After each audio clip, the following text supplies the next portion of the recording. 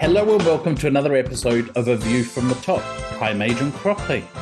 A View from the Top is a regular podcast from the Centre for Strategic Communication Excellence, where I interview some of the world's leading communication professionals as we explore their all-important career journey. Today's guest has over 25 years of international experience in leadership, marketing, PR, corporate and internal communications, employee engagement, change management, and not to mention consulting as well, which is quite a list. But let me add another. Serial volunteer with a positive reach that describes today's guest, Michael Nord. He's a strategic communication management professional from Amsterdam. And Michael is truly a globally networked communication professional with a unique flair for building relationships. That's why we know each other. We've been networked globally and got to know each other, and he's just such a cool guy.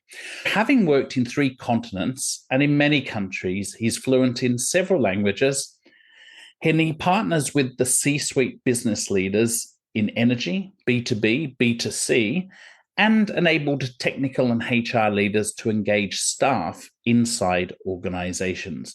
Michael, it's great to connect with you. Likewise, Adrian. Thanks. So nice to hear your voice and to reconnect this way. We've known each other for a number of years, and just full disclosure to our listeners, both Michael and I were heavily involved, or still heavily involved, with IABC, which is the International Association of Business Communicators. Michael's taken a number of leadership roles, not just at the regional level in Europe, but also the international level. Both of us have been on that international level, and we survived, buddy. We survived. We did survive. Why I say that is there's nothing like working with an industry group of communication professionals, and when you've got umpteen thousand of them around the world, you're somewhat very nervous when you're putting stuff out or even talking that they might be critiquing what you're doing. It's true. It's true. Yeah. As you just pointed out, we've both been on that level of the IBC.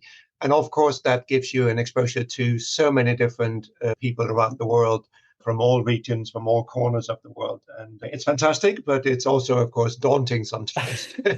It is, but that global network experience and tapping into that great wealth of knowledge is just so critical, isn't it? And we'll talk a little bit about that later, because I think when we look at the value of building a career in communication, that is certainly one of those things that I think is just critically important. You've spent quite a bit of your career in the world of consulting, but also in-house roles and having 25 years of experience within communication. We're going to explore that journey, but I really want to know the big question is, where did you start in your career? I love asking this question because most people come from very diverse backgrounds. You'll probably find this even more diverse in some of the other conversations you've had. I'm a former professional soldier. Oh, my stars, Michael. Now you've hit the jackpot, because I've never had one of those. I grew up in Denmark, and in the 1980s, when I turned 18, 19, we had subscription in Denmark. That means every young man, every eligible young man between the age of 18 and 25 had to show up and get measured and get checked. And then it was a lottery, so you drew a number. And my number was so low that they told me, we will take you. But I had a choice. I could either wait for them to decide what I would be doing, or I could volunteer. And that would mean, this was on a Tuesday, that I would start on Friday, but then I could choose where and what. Wow. So I chose my own city, Copenhagen, and I also chose the Air Force because I've always been fascinated with airplanes. So I thought, here's a chance to get to know airplanes.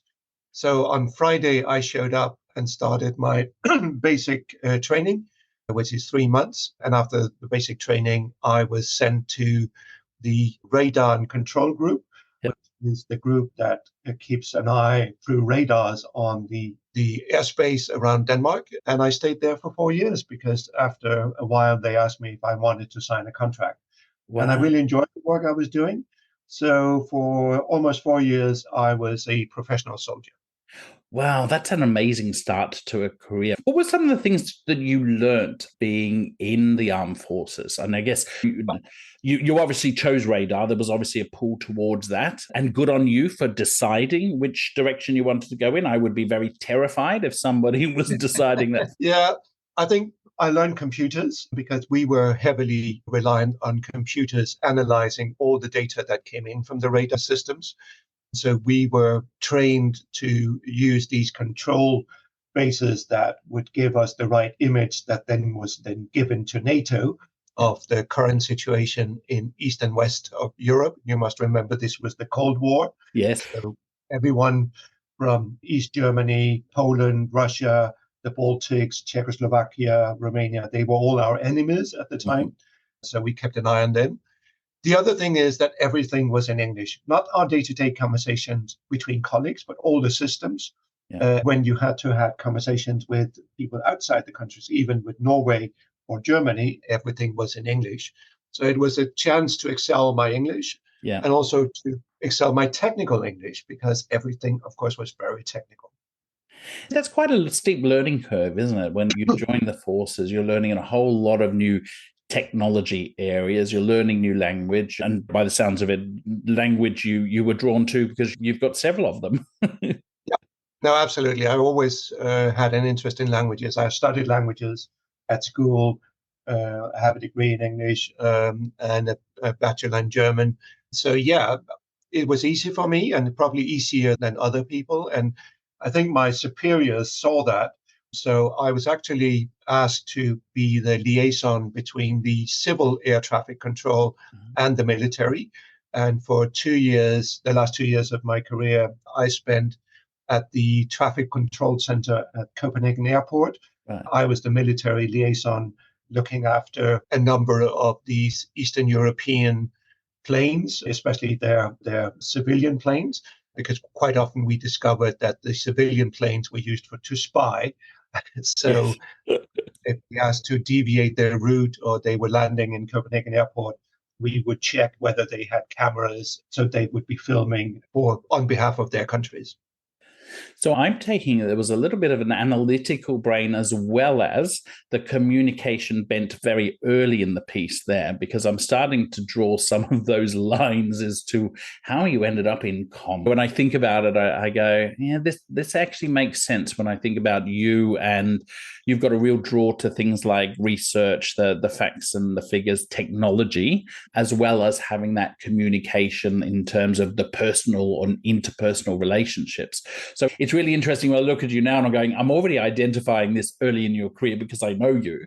So where did it go to from there? Because you've learned some of those skills. What did you come to an epiphany point of going, I've got to the end of my military career. Where will I go next?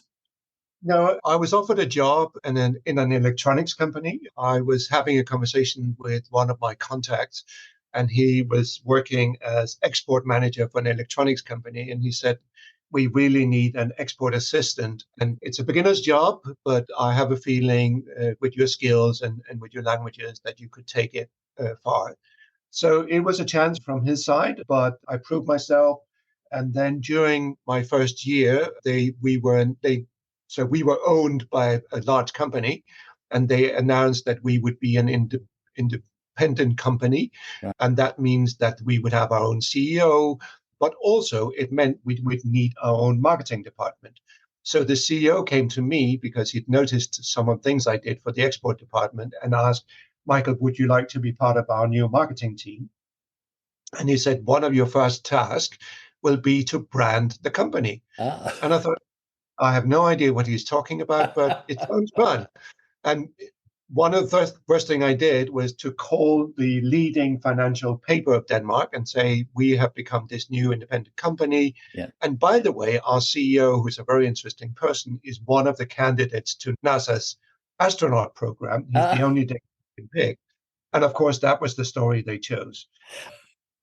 But it was a good story because it gave us headlines, it gave us Yeah. focus, and it gave us a lot of attention, not just a financial paper, but other papers as well. It certainly And got then the I name started, out there, didn't it? exactly, no, absolutely. And then I started creating marketing materials together with two other people, the marketing manager and myself, and an assistant. And at some point, the head office, which was this group office, the holding company, they got a sort of a sense of me, and they had a vacancy in the PR department, and they asked me to join the PR team Right. at the head office. And there I really learned corporate comms. What is corporate comms? What is shareholder comms? How do you tell the market what you're doing, even though when things are bad, but especially, of course, when things are good? And I worked with a journalist, a commercial journalist who was really good. And he taught me a lot of things about writing. We wrote in Danish and English because we were a global company. Yeah. And we created so many materials and press releases and articles. And it was fun. I learned so much. And thinking about that learning on the job, you've done a number of jobs, both in-house and consulting. And before we talk about the world of consulting, what were some of the jobs you did and how did they progress your career? Because you've ended up in the senior ranks of organizations, and you don't do that just by chance. You do work at it. But what were those opportunities and how did you see them as opportunities that got you ahead? I think I've always looked at my career. I wouldn't say I've done career planning, not consciously, but maybe subconsciously, is that the way up is not always the way up. Sometimes you have to step to the side and try something else, try another skill, try another type of organization, try another industry, because that gives you insights into, a wider insight into the world of communications and marketing. So I did that a number of times. I was working for another electronics company, Philips, for a year. And when I left them, I stepped into a small IT association with 5 employees, but I was given the budget. I was told, your job is to brand us and to build our brand and to build our marketing.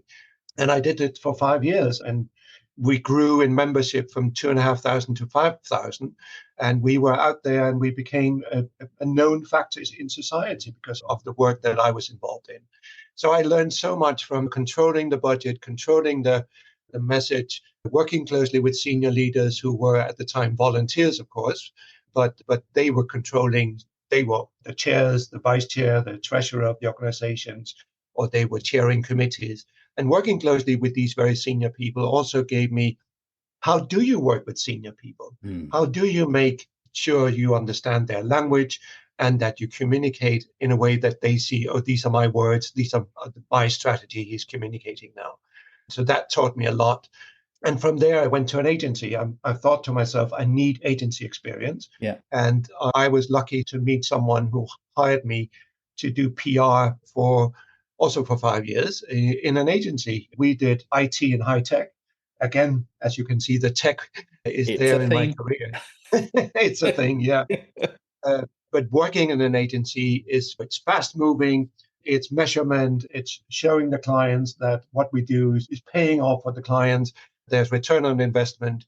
Yeah. And it gave me we did a lot of fun things. Marketing and PR can be a lot of fun if you get the budget to do it and the trust of your clients to just run with it. And did you find that working in an agency was really the thing that built those business acumen skills that you put into place now when you're talking with the executive?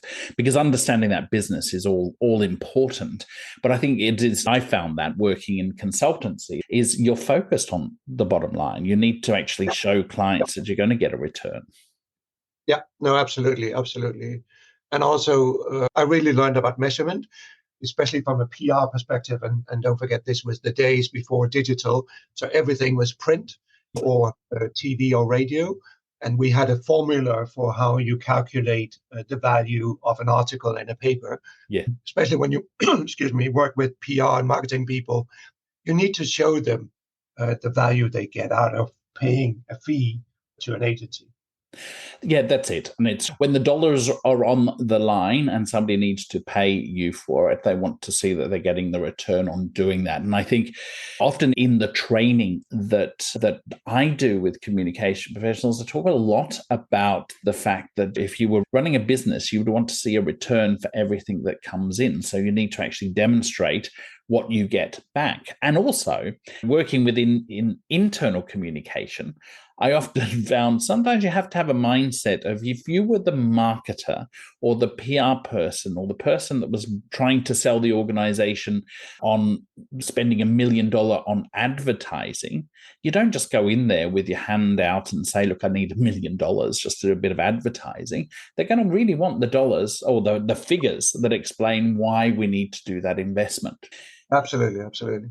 I'm really fascinated also because as you moved into your career, you then got exposure into employee or internal communication and change. I notice you were involved with, and I really love that mix where you've gone from agency, you've got the PR background. When did you get that exposure into internal comms and change? It started early in my career when I was with Philips, and I was about 26, 27 when I was with Philips. Even though the job at Philips was the title was press secretary, 1/3 of the job was being the editor of the internal magazine. Yeah. So I was leading a committee of employees and representatives from the unions. And my job was take their stories and bring that to life in the quarterly magazine. We were covering everything from anniversaries to births to changes to news stories. And I worked very closely with someone who really understood that field even before it was a field. We didn't call ourselves internal communications because that didn't exist at the time, but we did it.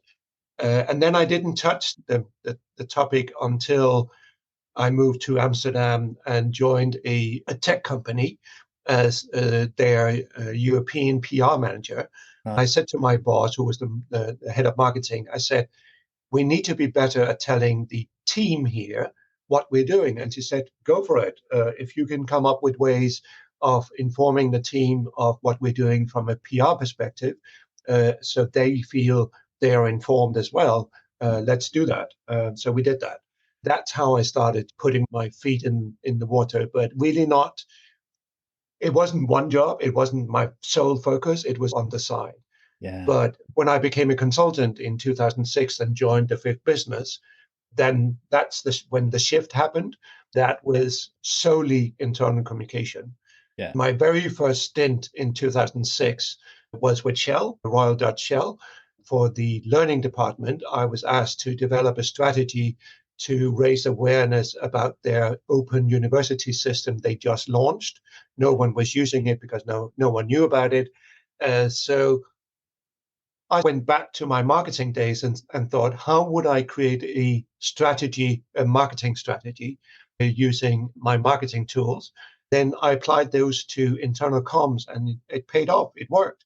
So we created a podcast, we created videos, we created a website, we created little banners that would go on the main website with links. We had leaders talk about it. We had slide decks that they could use when they talked about it. So many tools that we developed. And it was a fantastic project because the head of learning was really happy, and it was highlighted as project of the year. So really fun. But it really gave me that insight into what is it employees need to understand, what are the tools available to them, where can they go, but also where can they find help. But a lot of fun. I really enjoyed it. And that's how I got into internal comms and into change comms. I think there's an important lesson in there. I'm reflecting on what you're saying, Michael, and a lot of people within our profession will go down that specialist path. So they might stick with internal comms, which is absolutely fine because you can get a great career doing that, or external comms or marketing or PR. What you've done is you've taken a lot of those lessons that you've learned and you've gone, and what about this? And it's probably that analytical brain at work that goes, but what about the employee comms here? And what about the external? And I tend to think that you were doing this integrated comms piece before it even became a term, or the other buzzword of alignment is the other one where I'm going, you look at it much more holistically. Is that why you've related? And I know I've got a little little bit of an insight to you and a lot of the work that you've done in your volunteer life, but you're very drawn to strategy and looking at that holistic approach. Did you find as you got into some of those senior roles that came naturally to you, or was it something you needed to learn? I was lucky to have a mentor who is the former CEO of the consultancy I worked for, and he was Uh-huh. very good at taking that helicopter view. He could also go down into the weeds, but he was very good at telling me sometimes you need to lift yourself up and say, so we're doing this project, but how does that relate to the company strategy? Yeah. And I remember I was the change lead for a IT project in Shell, and the senior project manager and we were very much aligned. Every time someone said something, we asked, how does this align with the strategy? Yeah. And then they would look at us like we were asking a stupid question. And then I always had one slide ready, which was the Shell strategy, Yeah. and say, if you look at this, and if you were to meet the CEO in the elevator tomorrow, what would you explain? How your project links to the Shell strategy. And having that sort of holistic view, having that view of, I'm not doing it just to do it, or I'm not doing it because someone think it would be funny to do it. I'm actually doing it because it will enhance Shell's competitiveness, or it will enhance our future readiness. Then I understand it. Then you can sell it to me. Then you can sell it as a strategic project. And Yeah. I think that's what we need to do, and that's what we, as communications professionals, we need to hold that lens up and say, why are we doing this, and what are we achieving with it? What would the CFO think from a financial perspective, and what would the CEO think from a strategic perspective? How does it help him, the Yeah. board, and the shareholders? So we look at what you do now, and I'm going to please correct me if I'm wrong, but I'm going to position you as the C-suite advisor on communication, for the want of a better term. I'm hoping that's the right way to position this, Michael. When you think about that and the work that you have done, and obviously you've taken all of those skills that you've learned through your career, you now apply them. What is it that excites you the most about working with C-suite executives, big organizations? What do you get off on? What are the things that really hit your buttons? So one thing I know that when you go into conversations with C-suite is they know so much more than you do, Yeah. but they don't necessarily know how to bring it into a communication context. They know what they want to say, or what the purpose is of what they want to say, but they don't necessarily know how to do that. They don't necessarily know what are the tools, what are the ways of doing it. And that's where we come in. Yeah. And if you can distill that message and help them bring it down to a sizable soundbite almost, and then either help them with their LinkedIn, or help them put it into a speech for a conference, or help them prepare for an interview with a journalist, then I think that's when you do the best work. And of course, not forgetting that once you've done the activity and once it's out there, is the results. Yeah. What did we achieve with it? How many more followers?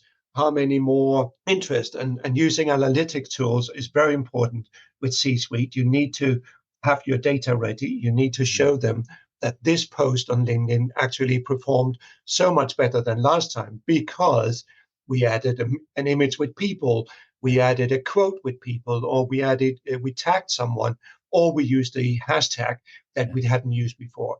And that's when they look at you thinking, okay, you are the comms professional. I didn't know that, but you took my message, you understood what I wanted to say, and you got it out there to the stakeholders. And now I'm seeing that the feedback and the interactions with the stakeholders is just what I want. And isn't it funny when you relate to this, is those meetings sometimes you go into and that the C-suite executives are looking at you as if, what value is it you're going to add here? Why are you, the words person, sitting in this meeting? And it's lovely to watch that change happen over time when they suddenly go, oh, I get comms now. I don't know whether you've heard that one. I've heard that numbers of times is, Yeah. I get what comms does now. So let me give you a fun little story. I was at a conference in Paris for the oil and gas industry. And the CEO of the company that I was consulting for was there. And my boss, the head of comms, asked me to go with him to this conference. He shows up late because the train was delayed. Yeah. So I had to be his stand-in during the dress rehearsal. So I was up there on the stage and turning the slides, getting ready. He shows up, he gives me his phone and asks me to take a picture of him while he's delivering the speech. So I do that, and we meet afterwards in the dressing room. And he said, Michael, why don't you turn this into a Yammer post? And I said, no. And he looked at me, what? I said, I think you should do the Yammer post. He really looked at me 10 seconds thinking, what? Why is my comms person refusing to post something on Yammer? Yeah. And then I said, if I post, I will get 100 likes. If you post, you'll get thousands of likes. Yeah. What do you want? Come back. And I saw the light going on in his eye, thinking, oh, that makes sense. Yeah. And I can tell you, he became such a social media king. He became so accustomed to everywhere he went, he would turn on his phone, make little interviews, or if he met a CEO from another company, he would make a little video.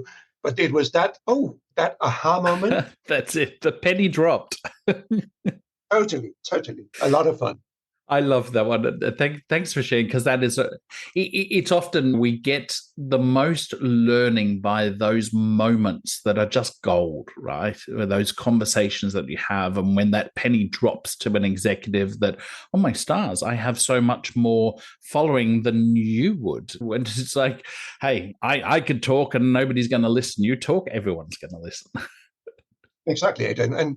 But it's also, I think, because I wasn't an employee, I was a consultant, that maybe I had the guts to do it and put my job on the line here. He could have turned around and say, so you refuse? Get out of my sight. Yeah.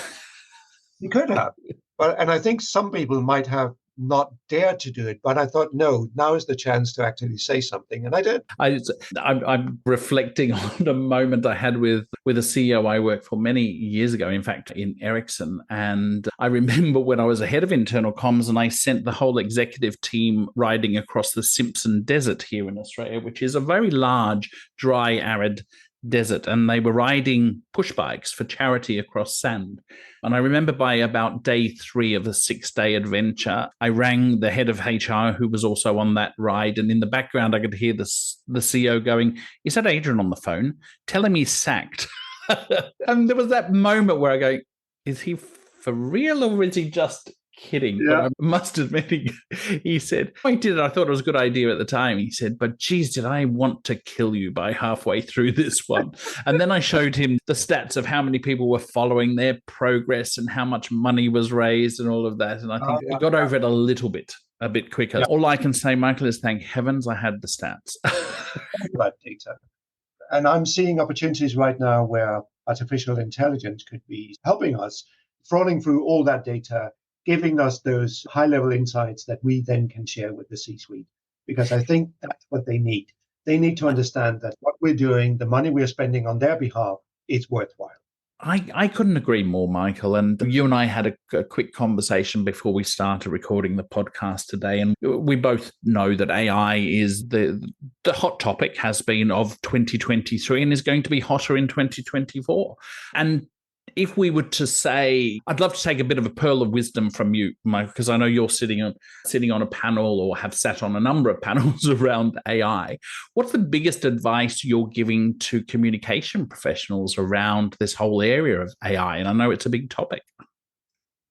I think you need to start experimenting. You need to, in a safe environment, look at what could AI have done, writing a speech or writing a summary, creating an image or creating a strategy, and just see what comes out of it, and then compare it to what you would do yourself. And when you start seeing some of especially the time benefits that you get out of AI, I think you'll realize that it's actually a very useful tool. Of course, you need to be careful. Not everything that comes out of AI at the moment is the full truth. You need to check the facts. You can't just post something that you generated through AI. You need to check the facts. But I keep saying to people who are either doing press releases or writing articles, you do that anyway. If you write an article, you go back and check the facts. Yeah. Do I have the right proof points? Where does this number come from? I've just spent a year and a half in Shell, and one of my tasks was to approve anyone who would go outside Shell at a technical conference or writing a technical paper. I would approve their content. Yeah. And we do about a couple of thousands of these a year. And it's a lot of work. But one of the things is to check the data, check the numbers, check them against the latest official numbers. And also, if you're putting new numbers out there, you need to have your data ready, your data set ready, because someone will ask you, how did you get to this number? Data is so important. And I believe that AI could be one of the things that could help you with that. And the other thing I said to senior people is start hiring people in your team who has AI experience, who has an affinity for AI, and who wants to experiment, and give them time to experiment, because there are so many opportunities that we're not touching upon yet that AI can bring to us. So, yeah. Yeah, totally agree, Michael. And it's when you reflect on that one, great advice on do look to hire people who've got those skills, and for communication professionals is make sure you start building those skills. And it's not necessarily going to a training course, which is counterintuitive for me in the center, but it's about practicing, getting involved, experimenting, learning, as you said. And I think that's really important in this day and age to do that. Michael, I would really like to do another podcast. We have a podcast called Vantage Point, where we explore topics of communication. And I would love to have a conversation around this area of AI, maybe a little later in the year, and see what 2024 is bringing up, and what some of those things you've learned from feedback on those panels and so on. But before we go today on this podcast, I'd love to give you an opportunity just to say, what were the 2 or 3 tips that you would give to communication professionals about getting ahead in their career? What were the pearlers that really propelled your career? What would you advise others? I think the advice that I got early on was to listen to not just the C-suite, but to a lot of different people in the organization. Because when you start listening, you also start to understand where are the pain points, where are the challenges, what are some of the things that work or don't work in an organization. And I think we as communication professionals always have that. We're the cog in the wheel that sort of can go either right or left, but we do it on basis of where do we hear things, where do we see things in the organization. And the other thing that one of my first bosses taught me was be friendly to everyone, because you need them at some point. I see a lot of people ignoring those people who work in an organization, who are the cleaners, the receptionists, the security guards. A lot of people ignore them, but they do their job every day. And if you pay attention to them, say good morning to them, have a conversation with them, you not only learn something new, but you also build a relationship with them. There comes a time when you need them.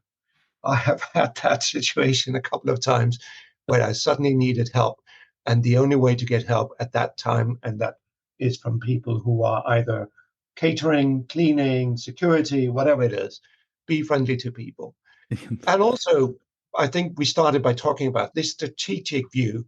Understand the company or the organization's strategy, understand where the CEO is going. And you do that by asking questions.